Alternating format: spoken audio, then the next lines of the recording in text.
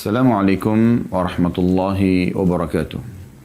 Alhamdulillah, selalu saja lisan kita memuji Sang Pencipta Allah sebagai orang yang beriman dengan penuh keyakinan bahwasanya kalimat Alhamdulillah adalah kalimat penghubung antara kita dengan Sang Pencipta Allah dan dikenal dengan kalimat bersyukur atau berterima kasih kepadanya karena ia telah menciptakan kita dan juga memenuhi segala kebutuhan kita, juga memandu dengan syariatnya sehingga kita mengetahui mana yang boleh dan mana yang tidak boleh dan mana yang dia inginkan dan mana yang dia larang. Dan juga selanjutnya kita panjatkan salawat dan taslim. Salam hormat kita kepada utusan Allah Subhanahu wa taala Nabi besar Muhammad sallallahu alaihi wa ala alihi wa sahbihi wasallam sebagaimana Allah dan malaikatnya telah mengucapkan salam hormat kepadanya.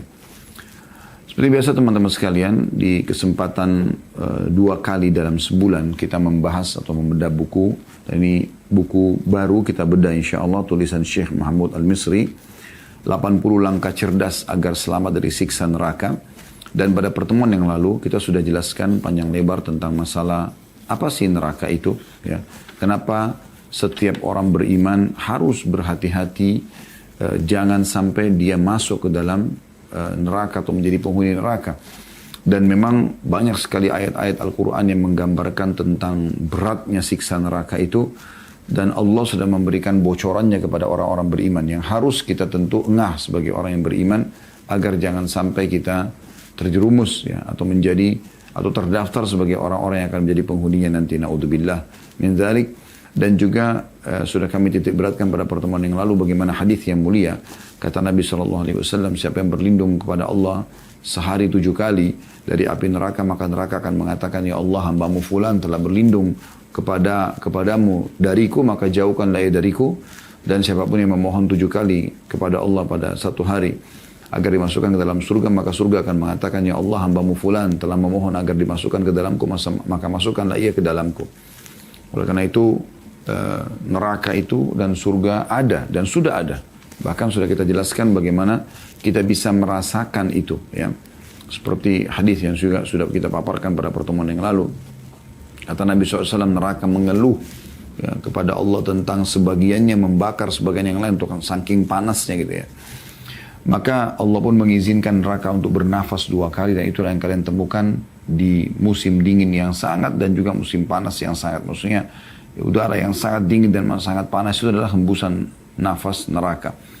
Dan ini bagi orang beriman bukan hal yang asing, karena bagian daripada rukun iman mereka. Ya.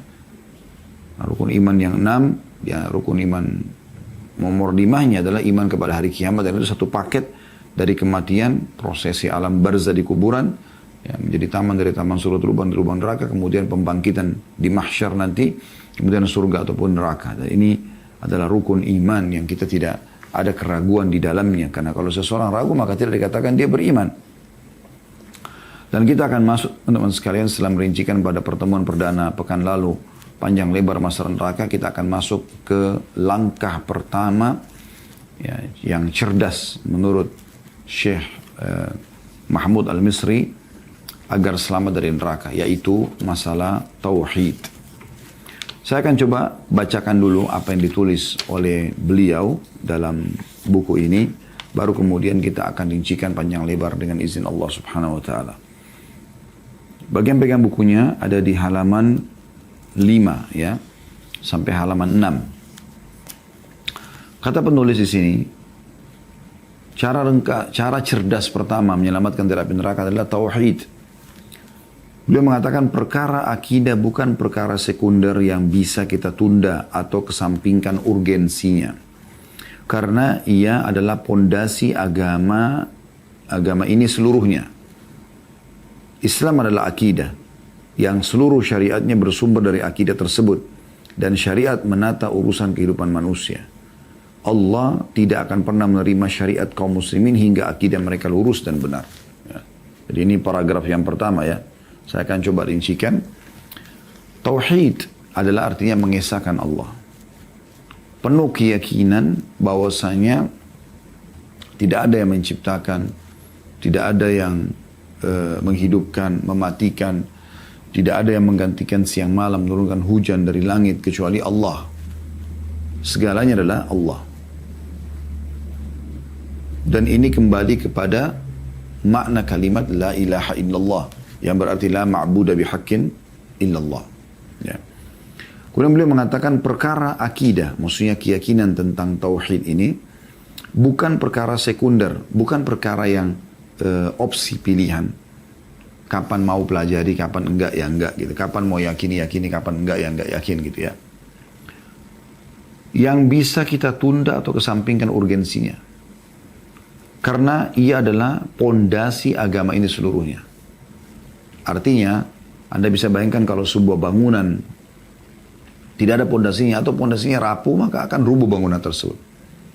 Tapi kapan pondasinya kuat, kokoh, maka pastikan bangunan di atasnya pun akan kokoh dengan izin Allah Subhanahu wa taala.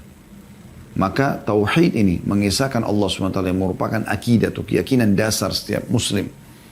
Ya. Itu adalah pondasi agama ini. Agama seseorang akan kokoh, akan kuat kalau dibangun di atas akidah ini. Dan itulah yang ditanamkan oleh Nabi SAW di fase Mekah kepada para sahabat. Bagaimana Nabi SAW betul-betul ya, menekankan tentang masalah pentingnya tauhid. Di fase pada saat itu Al-Quran belum sempurna semuanya turun. Belum ada media kayak kita sekarang yang memudahkan orang untuk belajar. Kalau sekarang kan Quran sudah sempurna, diterjemahkan ke dalam berbagai bahasa, kita sangat mudah. Dengan teknologi sekarang kita bisa dengan sangat mudah di handphone kita, bahkan kita bisa baca. Sementara kita di atas ranjang kita gitu. Tapi zaman dulu, fase awal Mekah, belum ada sama sekali. Ya. Ada seseorang yang buta huruf, tidak bisa baca, tidak bisa nulis, mengaku sebagai seorang nabi, wajib diikuti. Kalau tidak, maka akan masuk neraka. Kira-kira teman-teman, kalau kita hidup di masa fase Mekah dulu, kita akan menjadi Abu Bakar atau akan menjadi Abu Jahal? Ya. Bukan gampang. Kalau sekarang saja, masih banyak orang yang jauh dari agama, sementara fasilitas sudah begitu banyak. Bagaimana dengan zaman itu? Makanya yang Nabi SAW bangun pertama adalah pondasi akidahnya. Bagaimana Nabi SAW menanamkan ini kepada para sahabat. Belum ada ayat jihad, belum ada ya, perintah puasa, belum ada perintah zakat, belum ada perintah haji. Ya. Bahkan sholat pun di awal-awal Islam belum ada. Tepatnya nanti diperintahkan di tahun ke-11 dari masa kenabian, dari 13 tahun Nabi SAW di Mekah setelah kejadian Isra dan Mi'raj. Sebelumnya ada sholat malam, tapi 5 waktu sholat ini nanti diperintahkan pada saat itu. Yang ada adalah penanaman, bahwasanya ini berhala-berhala adalah makhluk. Semua adalah makhluk. Tidak ada yang menciptakan apapun kecuali Allah. Itu yang ditanamkan. Maka lahirlah orang-orang seperti Abu Bakar, Umar, Uthman, Ali, Talha, Zubair, Abdurrahman bin Auf, Sa'ad bin Abi Waqqas, Hamzah bin Abdul Muttalib, ya, Bilal bin Rabah, ya, Mus'ab bin Umair, dan seterusnya. Ridwanullah alaihim, sahabat-sahabat yang luar biasa. Mereka sampai meneteskan darah pun di jalan Allah, tetap akan mempertahankan akidah ini. Target mereka semua adalah masalah akidah ini. Makanya beliau mengatakan, saya ulangi, perkara akidah bukan perkara sekunder yang bisa kita tunda atau kesampingkan urgensinya. Karena ia adalah pondasi agama ini seluruhnya. Islam adalah akidah yang seluruh syariatnya, perintah-perintah larangan Allah di dalam, bersumber dari akidah tersebut. Dan syariat menata urusan kehidupan manusia.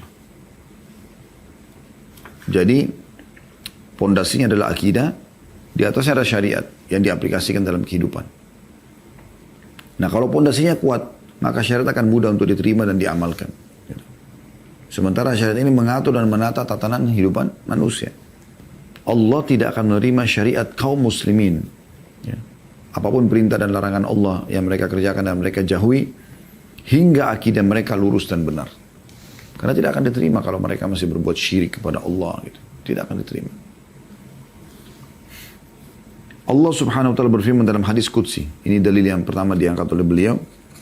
Ya bna Adam, innaka law ataitani bi qurabil ardi khataya, thumma lakitani la tusyrik bi syai'an la ataituka bi qurabiha maghfirah. Wahai anak Adam, sesungguhnya jika kamu mendatangiku, hanya besar kata ganti Allah, dengan membawa kesalahan-kesalahan sepenuh bumi. Dosa-dosamu banyak memenuhi bumi. Kemudian kamu bertemu denganku, kunya besar kata ganti Allah, dalam keadaan tidak menyekutukanku dengan sesuatu apapun, niscaya aku akan mendatangimu dengan ampunan sepenuh bumi juga. Hadis diriwayatkan oleh Tirmidzi. Hadis ini dihasankan oleh Al-Albani. Hadis ini teman-teman menandakan bagaimana kedudukan tauhid sangat luar biasa.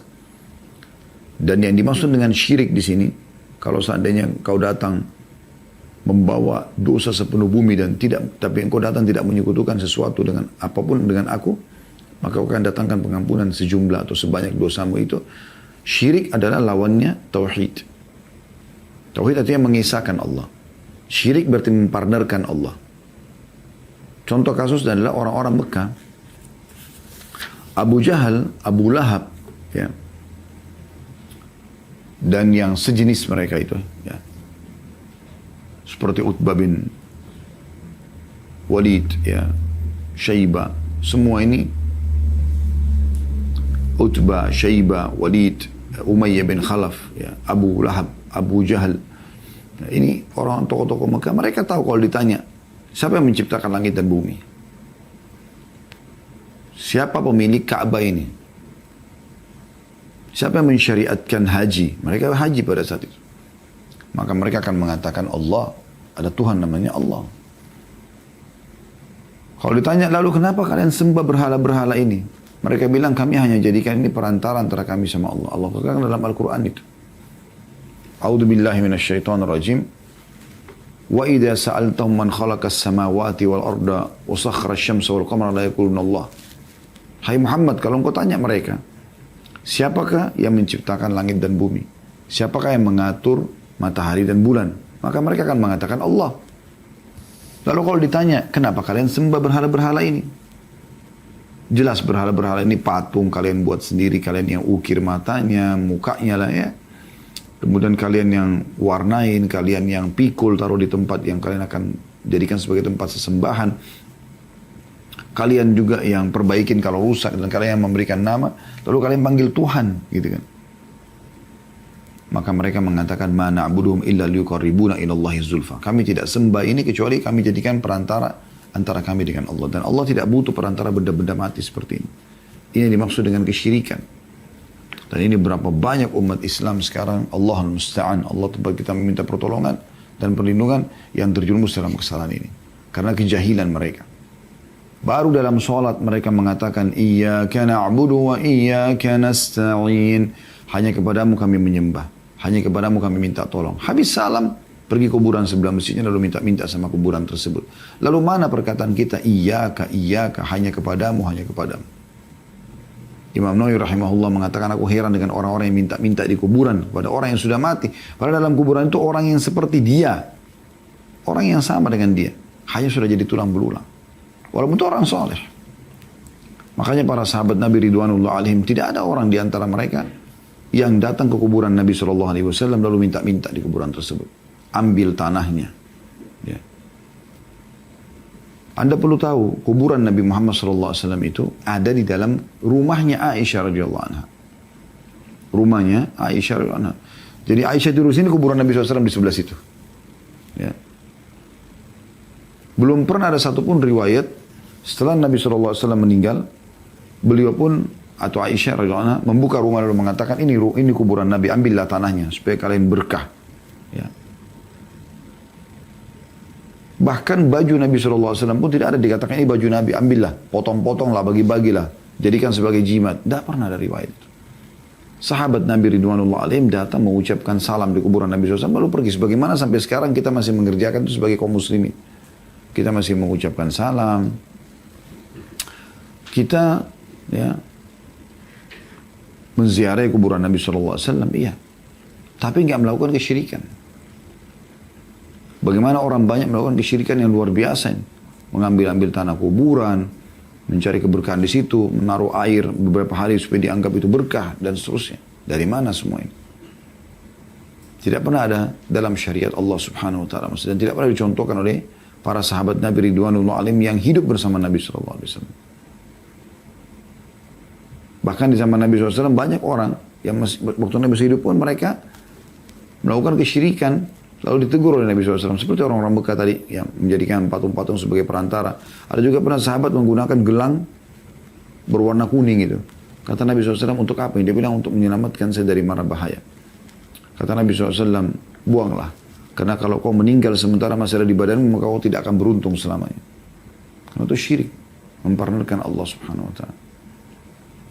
Berapa banyak orang-orang yang syirik ya kepada Allah Subhanahu wa taala dengan meramal dengan bintang-bintang.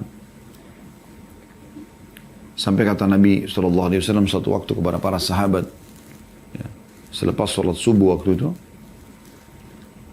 Allah telah berfirman, karena malam itu hujan deras gitu, telah tiba pagi hari ini hamba-hambaku yang beriman padaku dan kufur kepada bintang-bintang, dan ada juga hamba-hambaku yang beriman pada bintang dan kufur kepadaku.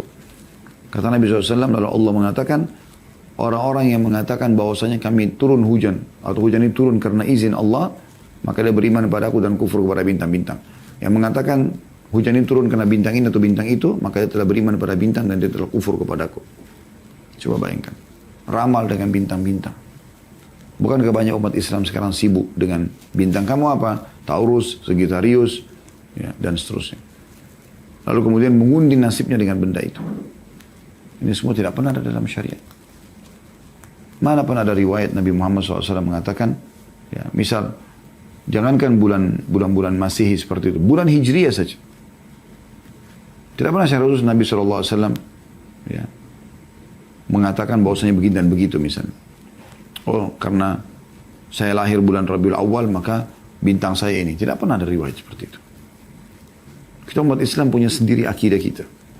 Tidak boleh ikut-ikutan. Dan itu masuk ke dalam lini kehidupan kita banyak sekali. Termasuk masalah feng shui dalam rumah. Gitu kan. Padahal kita punya tata cara sendiri. Hendak mereka ikut dengan orang non-muslim. Bahkan biasa kadang-kadang dibayar jasa yang mahal. Dipanggillah orang-orang yang dipanggil paranormal. Kemudian menebak-nebak. Mengatakan rumah ini ada begini, rumah ini begini, rumah itu begitu. Hanya karena modelnya ada tusuk sate lah, ada bagian belakangnya kecil, maka ini tidak berkah dan seterusnya. Ini semua khurafat yang tidak boleh ada dalam kehidupan kita. Selanjutnya kata beliau, orang-orang yang berpegang pada tauhid, mereka lah yang akan mendapatkan syafaat Nabi Muhammad SAW. Sebagaimana sabda Nabi SAW diriwayatkan oleh Imam Muslim. Syafaat artinya pertolongan Nabi di hari kiamat nanti.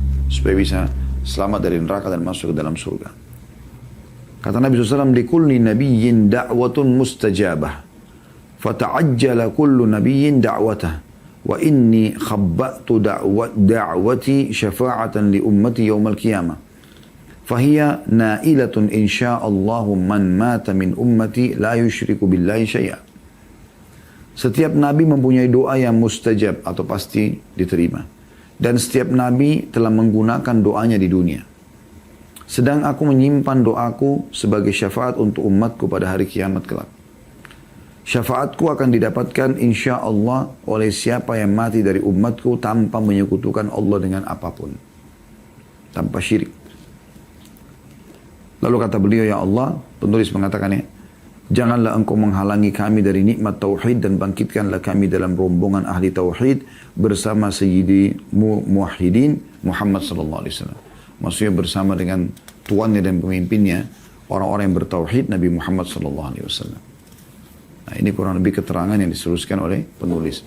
Kembali lagi sini penekanan tentang masalah syirik. Ya. Oleh karena itu hati-hati sekali teman-teman sekalian. Hati-hati sekali.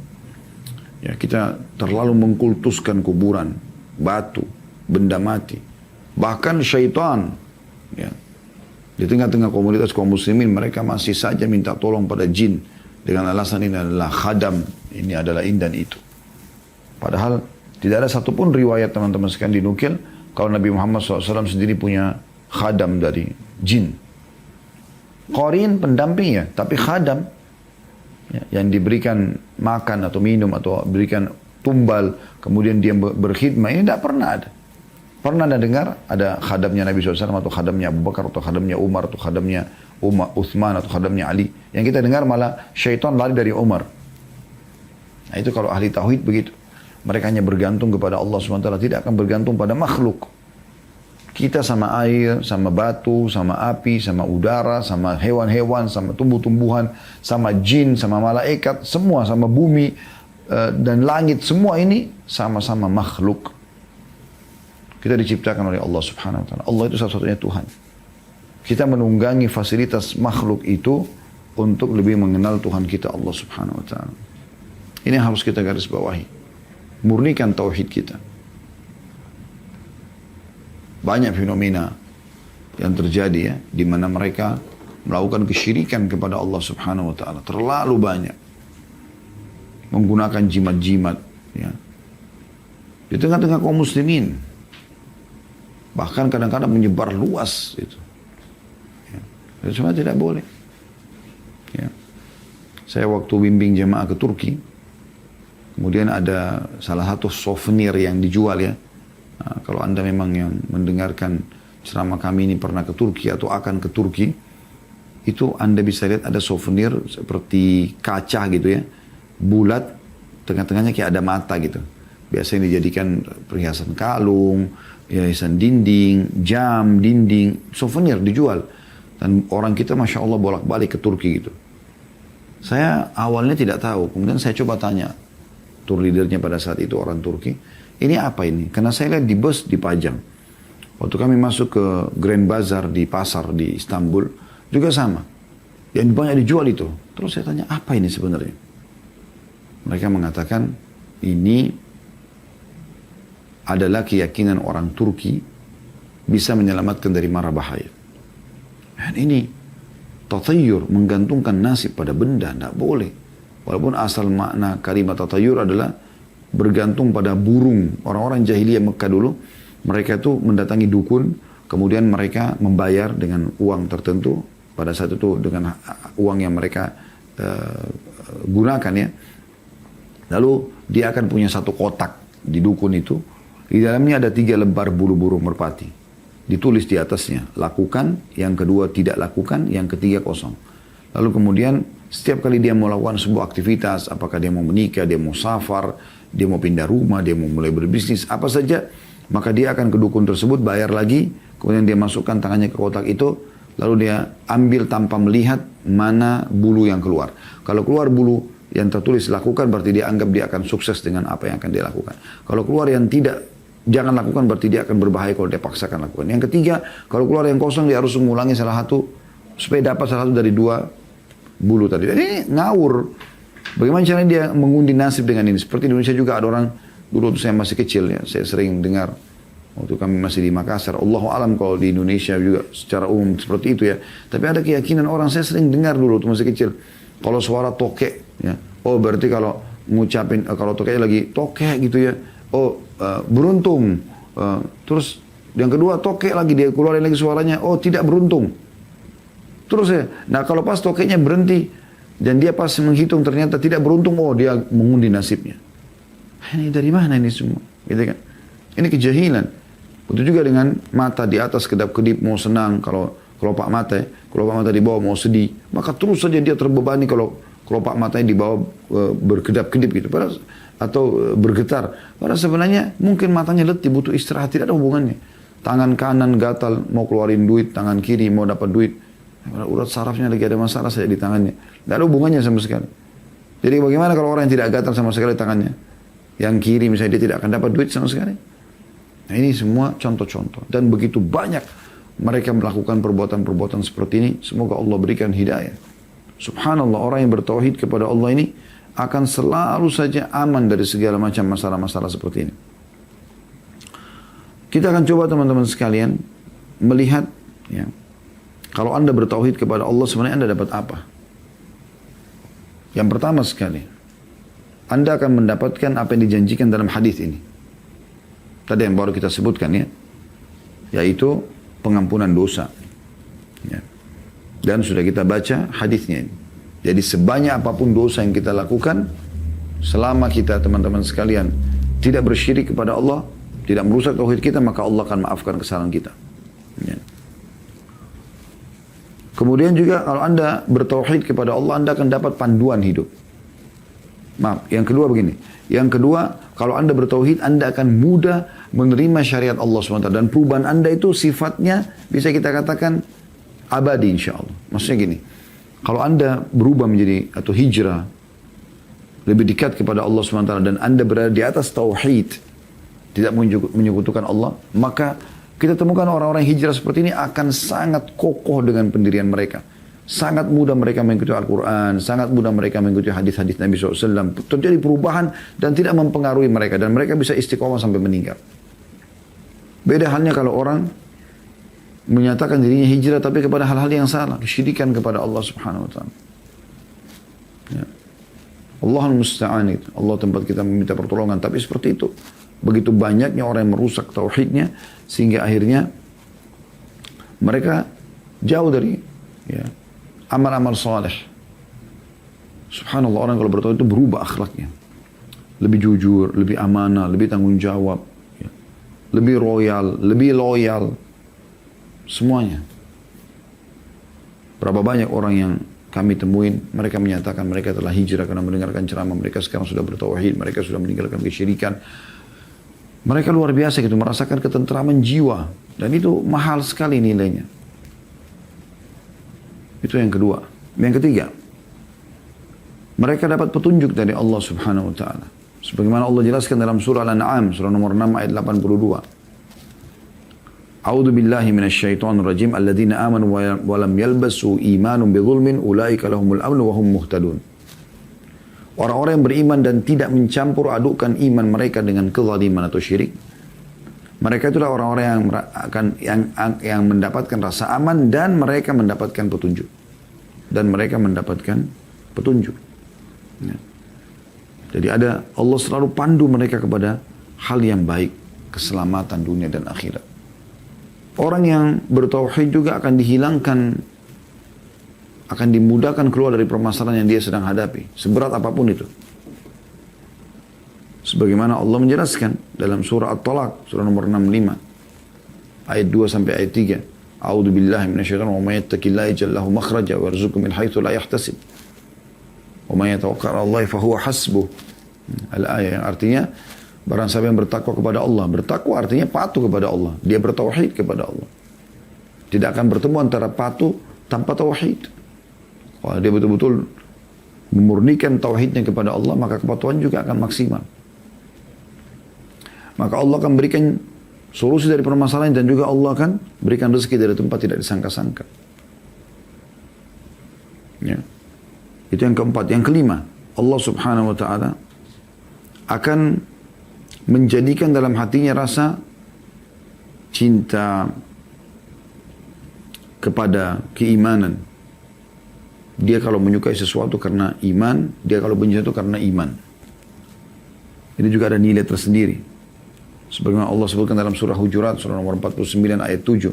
A'udzu billahi minasyaitonir rajim. Wa'lamu anna fikum Rasulullah law yuti'ukum fi katsirin minal amri la'anittum walakinna Allah habbaba ilaikumul imana wa zayyanahu fi qulubikum wa karraha ilaikumul kufra wal fusuqa wal isyan ulaika humur rasyidun. Allah menjadikan kamu cinta kepada keimanan dan menjadikan iman itu indah dalam hatimu. Serta menjadikan kamu benci kepada kekafiran, kefasikan dan kedurhakaan. Mereka adalah orang-orang yang mengikuti jalan yang lurus. Nanti orang yang bertauhid ini Allah akan tanamkan dalam hatinya cinta keimanan. Iman itu akan ada dalam hatinya, terhias betul. Tidak ingin melakukan pelanggaran-pelanggaran. Ya. Selalu mengerjakan ketaatan dan berlomba-lomba bersaing dalam kebaikan untuk mengerjakan kebaikan tersebut. Maka itu yang ada dalam hati orang-orang yang beriman. Yang keenam, tauhid. Ya. Satu-satunya cara untuk menjawab semua pertanyaan yang muncul, ya, yang memang sulit untuk dijawab oleh akal manusia. Seperti misalnya kita lihat ke langit, siapa yang ciptakan langit itu? Siapa yang ciptakan bintang-bintang yang miliaran jumlahnya menurut para ilmuwan dan sangat jauh dari bumi, bahkan ada yang jauh lebih besar sampai jutaan kali besar daripada bumi ukurannya. Siapa yang menciptakan semua itu? Bahkan saya pernah lihat, ya, foto dari para ilmuwan itu ditaruh di museum Museum Al-Quran di Madinah ya, pernah ada foto gitu diabadikan. Bumi itu kalau diambil gambarnya maka dia seperti pasir di padang pasir yang luas pada saat diambil gambarnya bersama dengan bintang-bintang yang lainnya. Jadi kita saja sudah sangat kecil dibandingkan bumi ini. Bagaimana dengan bumi yang seperti pasir di alam semesta ini? Dengan bertauhid teman-teman kita punya jawabannya. Oh ternyata Allah saja yang ciptakan semua. Selesai. Udah terjawab langsung. Sesuatu yang tidak bisa dijawab oleh akal manusia. Orang-orang ateis bingung. Mereka mau coba mencari bahwa ini terjadi begitu saja sulit. Ya. Lalu siapa yang mengurusnya setiap hari? Siapa yang merawatnya? Siapa yang menggantikan siang dan malam? Apakah tiba-tiba lampu di rumah Anda menyala tanpa ada yang menyalakannya? Atau mati tanpa ada yang mematikan? Kita tidak bicara kalau konslet atau rusak. Kita bicara kalau normalnya. Apakah tiba-tiba saja malam dan siang begitu tanpa ada yang mengaturnya? Kita lihat terang, kita lihat gelap setiap hari ini. Begitu juga shower air di kamar mandi Anda tiba-tiba jalan tanpa ada yang nyalakan, kita tidak bicara kalau rusak, kita bicara normalnya.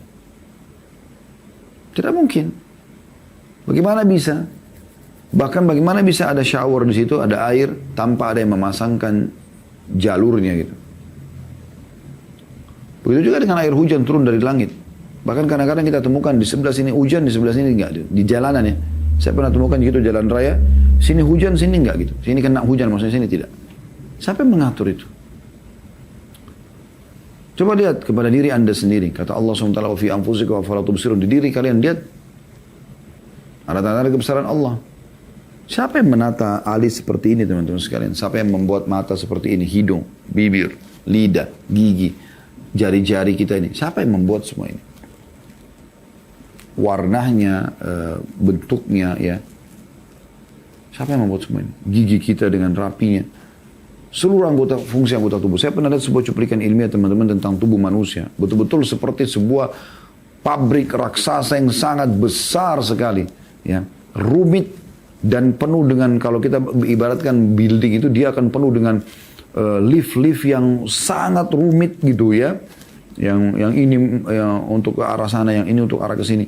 Kita begitu konsumsi makanan atau minuman, subhanallah, dalam tubuh kita ini sudah langsung seperti sebuah perusahaan besar yang mengelola mana yang dibutuhkan tubuh, mana zat besinya, mana ininya, mana ini. Langsung terpilah dengan sendirinya. Padahal kita makan jenis makanan satu misalnya. Ya. Buah misalnya apel atau jeruk. Maka yang menjadi intisari dan kandungan dalamnya itu begitu masuk ke dalam tubuh kita maka akan terpilah dengan sendirinya. Seperti kalau building besar itu ada lift-lift yang membawa semua ini ke masing-masing titiknya gitu. Dan yang tidak dibutuhkan oleh tubuh ampasnya dibuang. Dan kita harus membuangnya. Kita mules, kita harus membuangnya. Tidak bisa kita tahan itu. Ini semua teman-teman, kalau orang bertauhid dia punya jawabannya. Oh ternyata ada penciptanya Allah. Udah, la ilaha illallah. Dia punya jawabannya. Hewan-hewan dari semut yang kecil sampai ke gajah yang besar. Luar biasa gitu.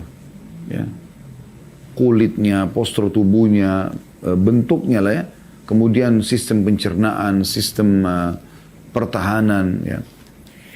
Anda kalau lihat di YouTube alam hewan, Anda akan kagum dan melihat ini keajaiban yang luar biasa gitu ya.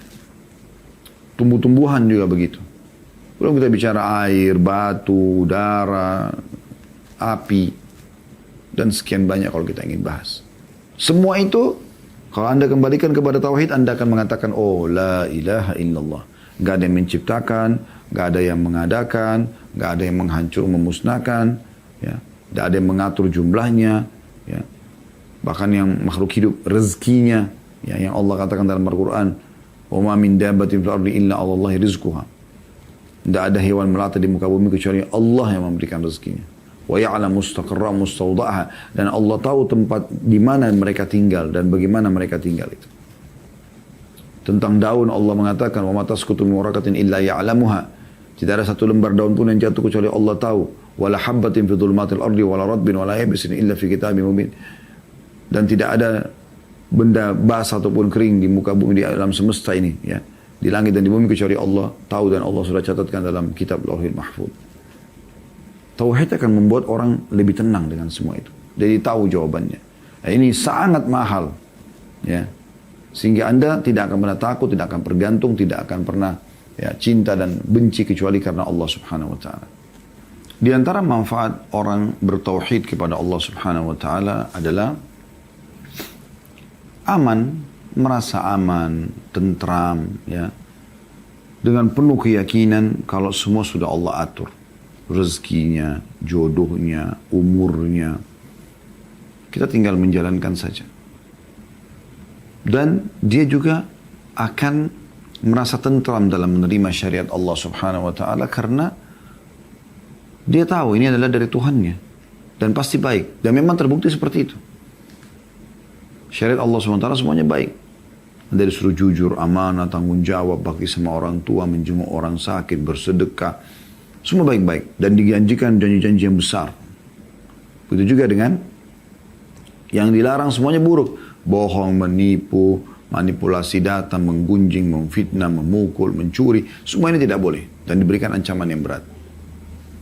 Maka orang yang bertauhid, ini poin yang ketujuh ya, dia akan merasa aman dari semua itu. Karena dia udah tahu, dia tinggal jalankan perintah, dia tinggal nikmati apa yang diperintahkan dan atau yang dihalalkan, dan juga dia akan jauhi apa yang dilarang. Ya. Kemudian yang kedelapan, dapat jaminan surga. Dapat jaminan surga. Dan bisa dihitung orang itu husnul khatimah kalau dia sempat mengucapkan kalimat tauhid ini. Hadits yang masyhur kata Nabi SAW, "Man mata huwa ya'lam annahu la ilaha illallah dakhala al-jannah." Siapa yang mati sementara ia betul-betul meyakini dan mengetahui bahwasanya tidak ada ilah yang berhak disembah kecuali Allah, maka dia akan masuk surga. Ada jaminan untuk itu. Dalam hadis yang lain kata Nabi SAW, "Man mata la yusyrik billahi syai'an dakhala al-jannah." Siapa yang meninggal tidak menyekutukan Allah dengan suatu apapun, maka dia pasti masuk dalam surga. Nah, ini jaminan yang luar biasa gitu, ya. Kemudian yang kesembilan teman-teman sekalian, ya. Jadi yang tujuh tadi dia bisa mendapatkan aman, yang kedelapan dia masuk dalam surga, yang kesembilan Allah menjanjikan bagi mereka kedudukan di muka bumi, kemuliaan, peninggian derajat, ya. Namanya harum. Siapa yang mengenal Abu Bakar, Umar, Uthman, Ali, Talha, Zubair sebelum Islam, sebelum bertauhid kepada Allah? Gak ada yang mengenal mereka. Tapi setelah mereka bertauhid kepada Allah, Allah muliakan mereka. Allah berfirman dalam Al-Quran, dalam surah An-Nur, surah nomor 24 ayat 55. A'udhu billahi minasyaitonir rajim. Wa'adallahu alladhina amanu minkum wa amilus salihati la yastakhlifannahum fil ardi kama istakhlafa alladhina min qablihim wa la yumakkinanna lahum dinahum alladhi irtada lahum wa la yubaddilannahum min ba'di khawfin amna ya'buduna la yushriku bi nabiyyi syai'a wa man kafara ba'da dhalika fa ulaika humul fasiqun. Yang artinya, dan Allah telah menjanjikan kepada orang-orang yang beriman di antara kamu dan mengerjakan amal-amal soleh, bahwasanya dia sungguh akan menjadikan mereka berkuasa di bumi. Sebagaimana dia telah menjadikan orang-orang yang sebelum mereka berkuasa, dan sungguh dia akan meneguhkan bagi mereka agama yang telah diridhoinya untuk mereka. Dan dia benar-benar akan mengubah keadaan mereka sesudah mereka berada dalam ketakutan menjadi aman sentosa. Mereka tetap beribadah kepada Allah dan dengan tidak mempersekutukan aku dengan suatu apapun.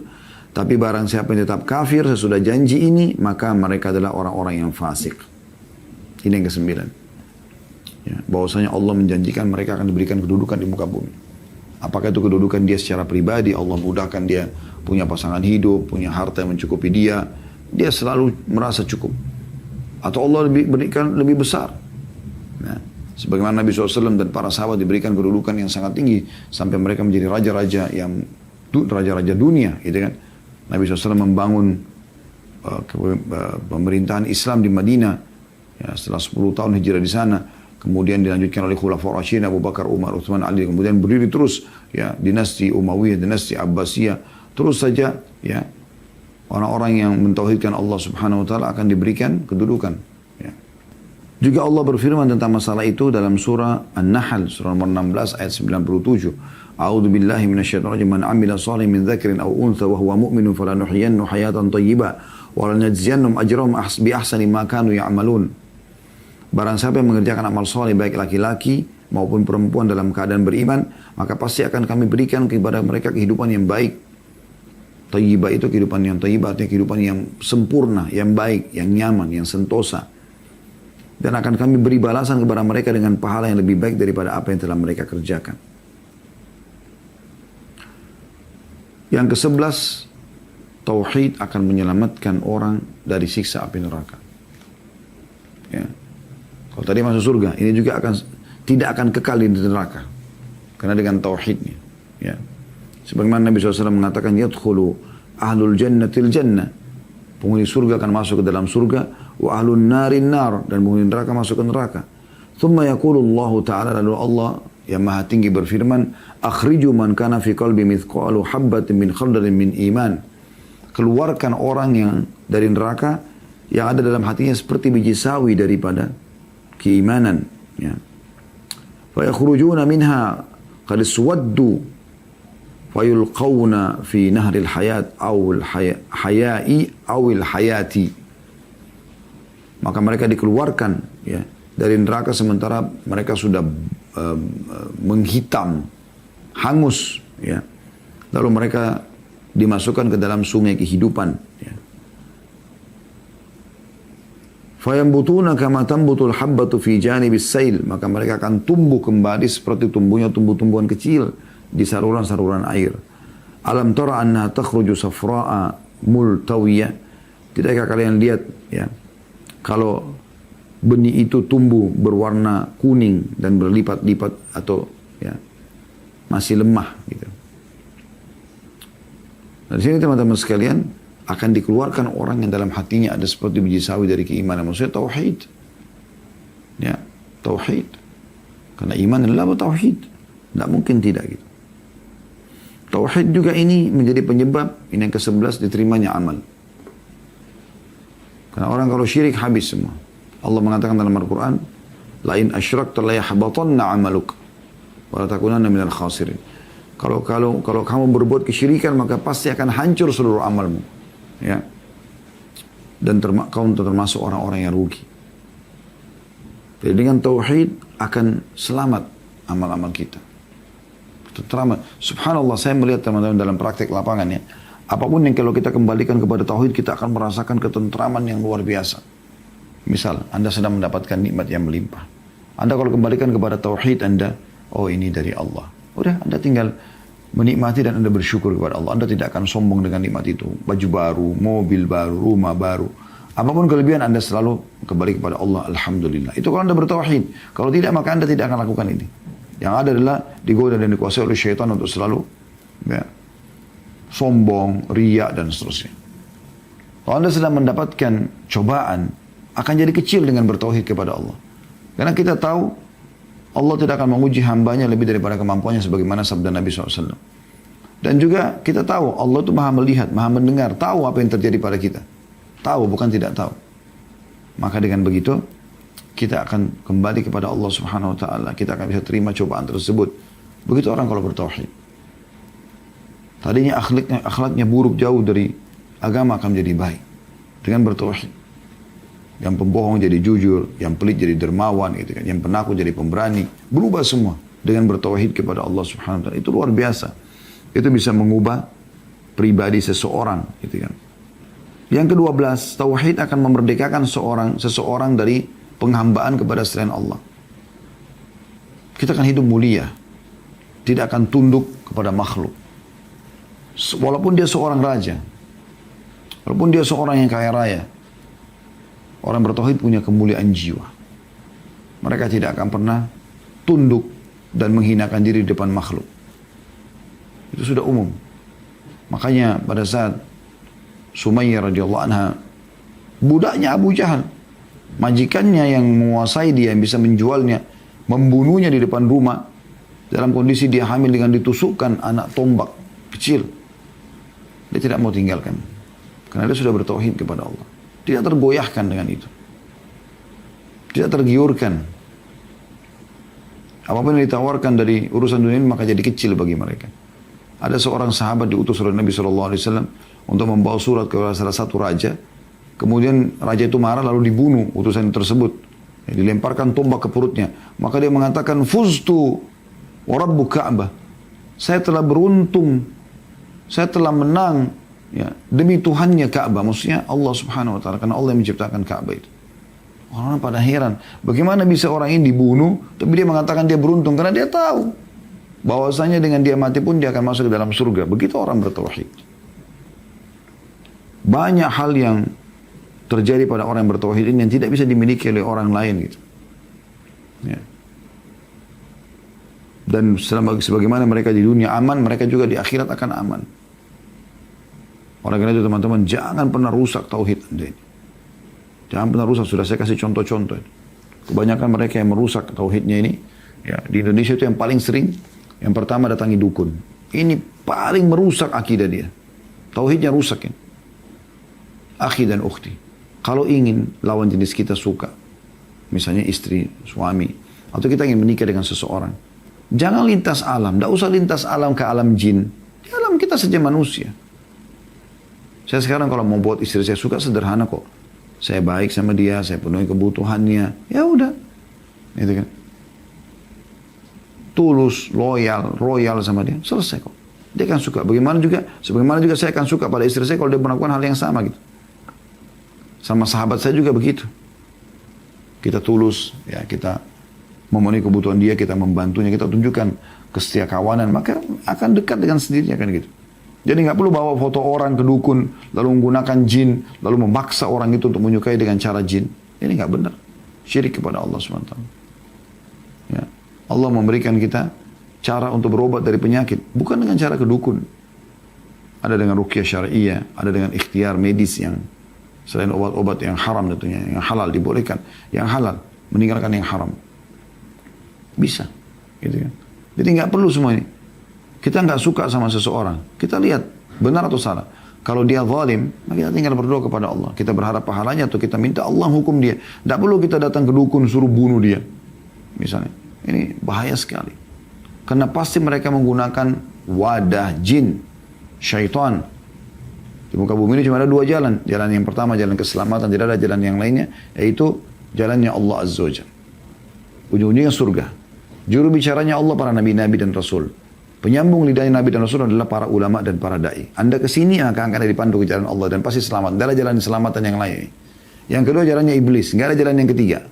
Ini yang pertama tadi keselamatan, yang ini kehancuran. Iblis, juru bicaranya dukun, peramal, penyambun, penyihir dan ahli maksiat. Anda kesini akan dipandu ke iblis dan iblis pasti ke neraka. Jangan pernah rusak itu teman-teman sekalian. Murnikan tauhid Anda kepada Allah SWT. Saya sarankan Anda mendengarkan ceramah kami, judulnya di YouTube, di playlist ada. Judulnya, Kenalilah Tuhan Engkau Akan Bahagia. Itu satu. Kenalilah Tuhan Engkau Akan Bahagia. Yang kedua, saudaraku, inilah pondasi agamamu. Yang ketiga, saudaraku, inilah rahasia rezekimu. Ya. Ini semua kita sudah bahas ya. Kemudian yang keempat, indahnya menjalin hubungan dengan Sang Pencipta.